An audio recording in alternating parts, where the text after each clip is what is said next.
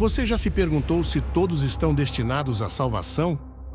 A Bíblia cristã é clara sobre aqueles que, por suas ações e escolhas, não herdarão o reino dos céus. Neste vídeo, vamos explorar as histórias e os ensinamentos que revelam as 7 pessoas que, segundo a Bíblia, não poderão ser salvas.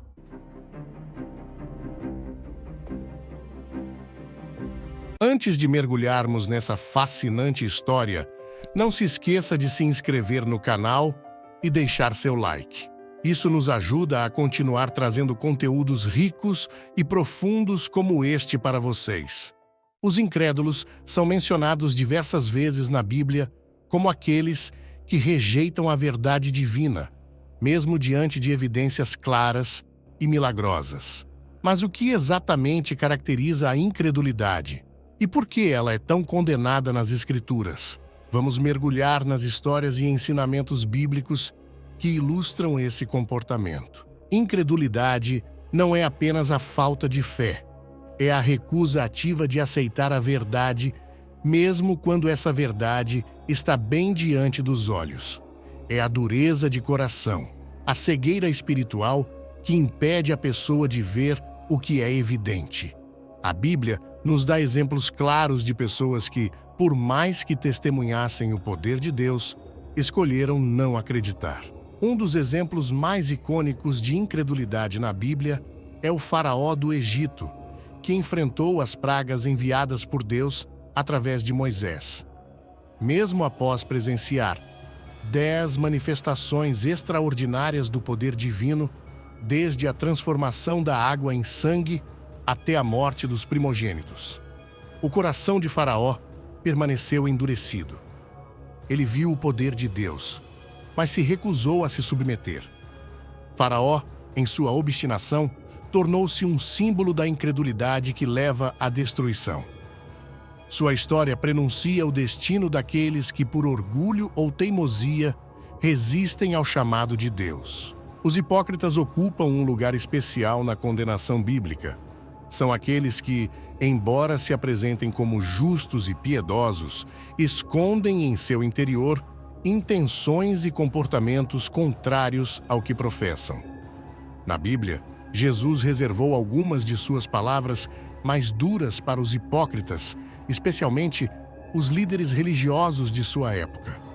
Mas o que torna a hipocrisia tão abominável aos olhos de Deus?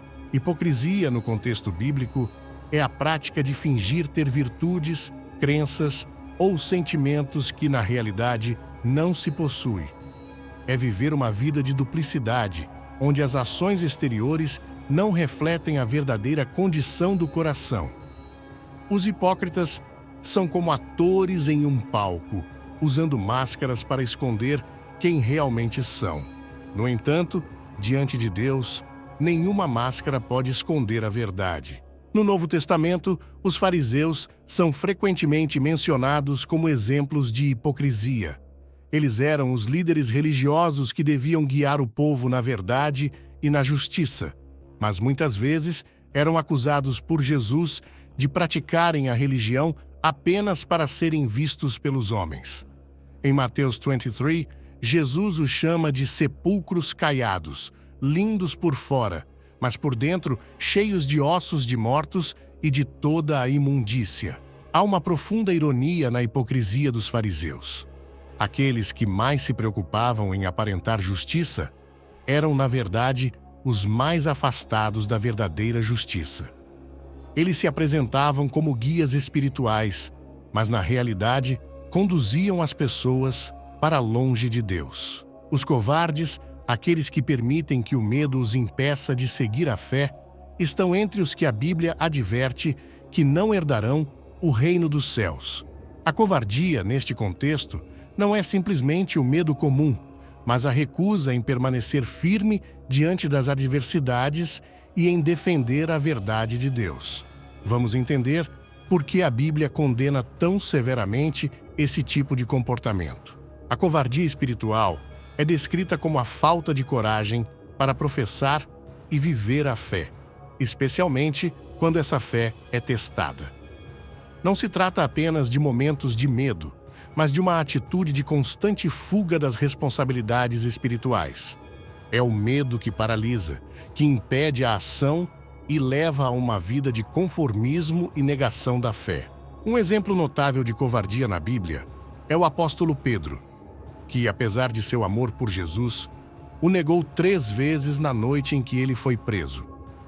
Pedro, que havia prometido seguir Jesus até a morte, cedeu ao medo quando confrontado.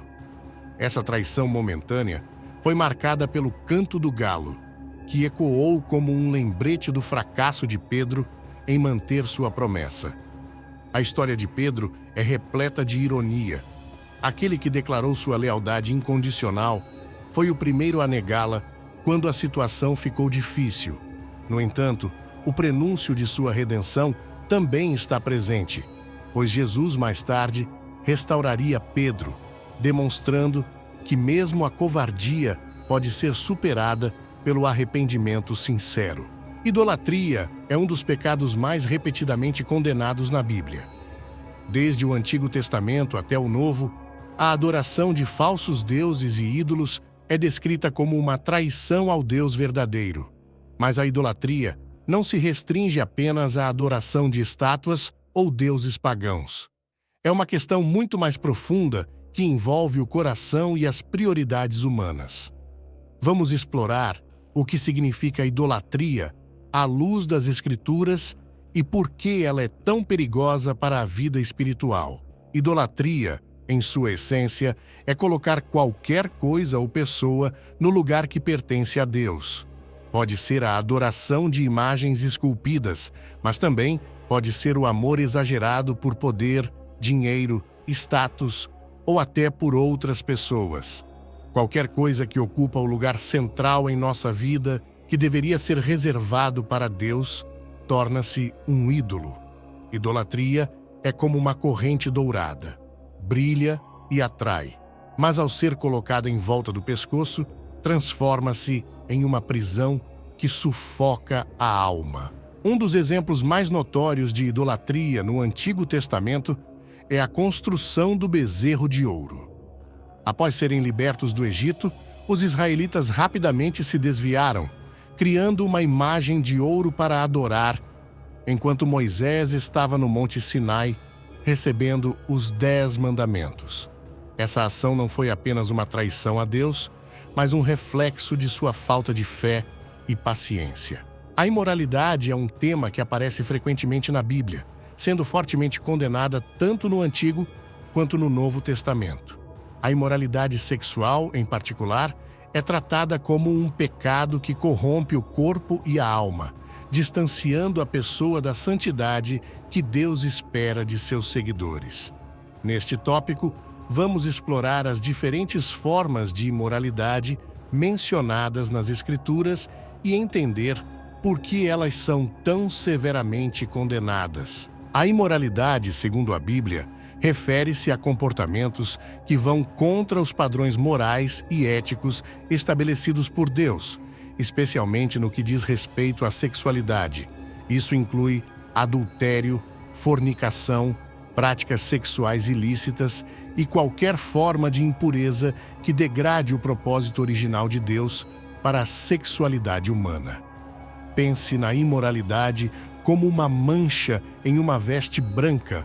Por mais pequena que seja, ela contamina o todo, desfigurando o que antes era puro e santo. Um dos exemplos mais dramáticos de imoralidade no Antigo Testamento é a destruição de Sodoma e Gomorra. Essas cidades se tornaram sinônimos de depravação e imoralidade sexual. A Bíblia relata que os habitantes dessas cidades se entregaram a práticas imorais a tal ponto que Deus decidiu destruir esses lugares como um ato de julgamento. O pecado de Sodoma e Gomorra se tornou um símbolo duradouro da corrupção moral extrema e da ira divina contra a imoralidade. A mentira é um dos pecados mais antigos e universais, e a Bíblia é clara em sua condenação. Desde o começo da humanidade, com a serpente enganando Eva no jardim do Éden, até os avisos finais no Apocalipse, a mentira é vista como uma ofensa grave aos olhos de Deus. Mas por que a mentira é tão destrutiva e o que a Bíblia nos ensina sobre suas consequências? Vamos explorar o impacto da mentira na vida espiritual e por que ela exclui os mentirosos do reino dos céus. Mentir é fundamentalmente distorcer a realidade, criando uma versão falsa dos fatos. A verdade é um atributo essencial de Deus, e a mentira, por sua vez, é uma afronta direta a esse atributo. Jesus disse que ele é o caminho, a verdade e a vida, enquanto Satanás é descrito como o pai da mentira. Portanto, mentir é alinhar-se com o inimigo de Deus, distanciando-se da luz da verdade. Podemos pensar na mentira como uma teia de aranha, fina e delicada à primeira vista, mas capaz de aprisionar e enredar quem quer que caia nela, tornando cada vez mais difícil escapar. A história da humanidade, segundo a Bíblia, começa com uma mentira.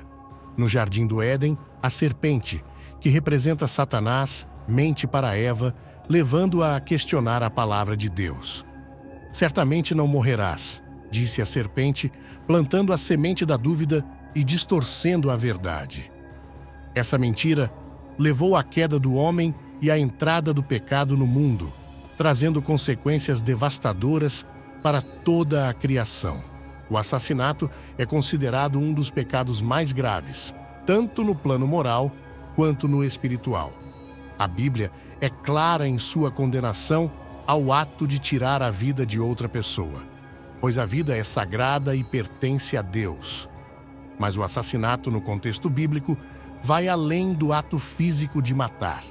Neste tópico, vamos explorar o que significa ser um assassino à luz das Escrituras e por que esse pecado é tão severamente condenado. Desde o início da Bíblia, em Gênesis, vemos que a vida humana é preciosa pelos olhos de Deus. Quando Deus criou o homem e a mulher, ele os fez à sua imagem e semelhança, conferindo à vida humana um valor único e intrínseco. Portanto, tirar a vida de alguém é visto como uma afronta direta a Deus, o Criador. É por isso que o sexto mandamento, não matarás, é um dos pilares da lei moral de Deus. Podemos pensar na vida como uma chama acesa por Deus, uma luz que só Ele tem o direito de apagar. Quando alguém comete assassinato, é como se estivesse tentando apagar uma chama divina, usurpando o papel de Deus como soberano sobre a vida e a morte. O primeiro assassinato registrado na Bíblia é a história trágica de Caim e Abel, filhos de Adão e Eva. Caim, movido por inveja e raiva, matou seu irmão Abel porque Deus aceitou a oferta de Abel, mas rejeitou a sua. Esse ato de violência foi o primeiro exemplo de como o pecado corrompeu a humanidade, levando ao derramamento de sangue inocente. Esses exemplos nos lembram da seriedade com que devemos encarar nossa fé e ações. Mas a Bíblia também é um livro de esperança e redenção.